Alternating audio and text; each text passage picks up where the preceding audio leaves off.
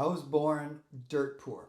We grew up living off of government assistance, food banks, donations, charities. We had no money, no role models, no inheritance. In fact, when both of my parents passed away, I didn't inherit anything. I just inherited their debt.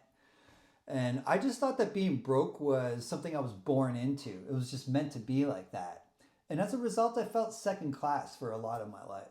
Now, don't get me wrong, I had a wicked upbringing, tons of fun, always popular, loads of friends, had a great time. It was just that I thought that I was just going to be broke my entire life.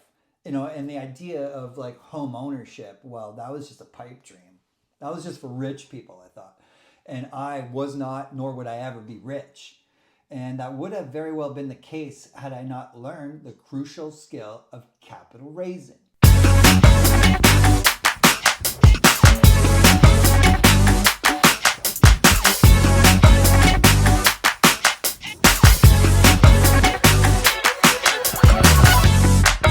At one point, it was revealed to me that I could, in fact, invest in real estate using other people's money.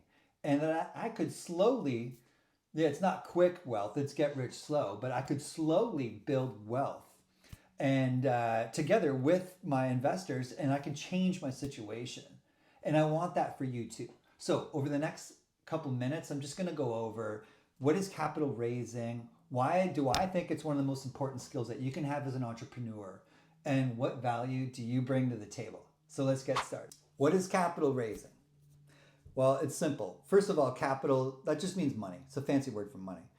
And capital raising is simply the process in which a business acquires funds to either invest in an investment or into a venture. And in the real estate world, that's simply acquiring funds to purchase a property, to do renovations, to build something if you want. Some sources of capital that you can draw from are loans, credits, private lenders, joint venture partners. Now, why is capital raising one of the most important skills that you can have as an entrepreneur? Well, here's the thing, is that using your own money will only get you so far. That's why businesses are modeled to borrow money.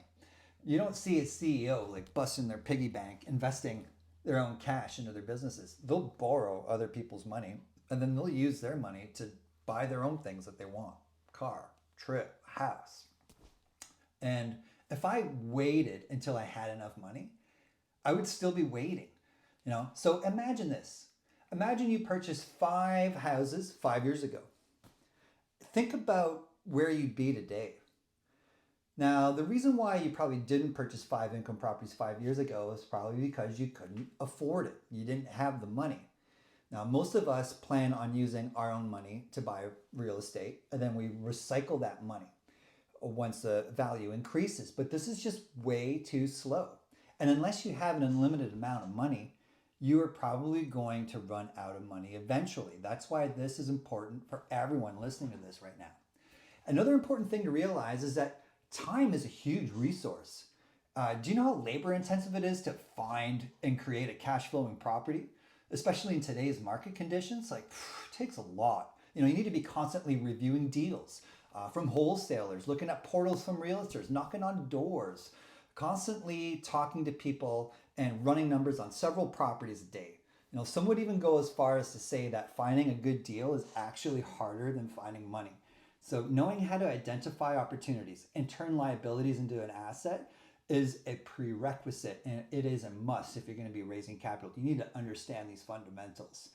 And that time that you use to find the properties is such a valuable resource that not everyone has. Time, I think time is one of the most precious resources that you can have, and your money partners will certainly understand that, because in most cases, if someone's got time, they probably don't have money. And in my case, it's vice versa. So if you can't undervalue what you bring to the table. Time is such an important resource. All right, so let's recap. Raising capital is the lifeblood of your business, and failing to recognize this will result in less than desirable conditions. So you need to understand that. Why is it important to raise capital? Well, let's use 2 business models for an example. In one model, you're going to be using your own money to invest in real estate. So you're going to put your money into this property and you're going to wait. You're going to wait for the equity to rise, hoping that the market rises. Sometimes it might fall, but you're going to wait. And then once that happens, you're going to pull money out and you're going to put it into another property. Or you can partner with people that bring in the money and you can buy 8, 10, 12 properties in a year if you want. What model do you think will produce more results? Like what I'm laying down, if you like what I'm presenting to you, if you want to see more of this stuff, hit the subscribe button, hit the like button, join me on social media, or go visit my website, nickscalcles.com. Sign up for my monthly newsletters.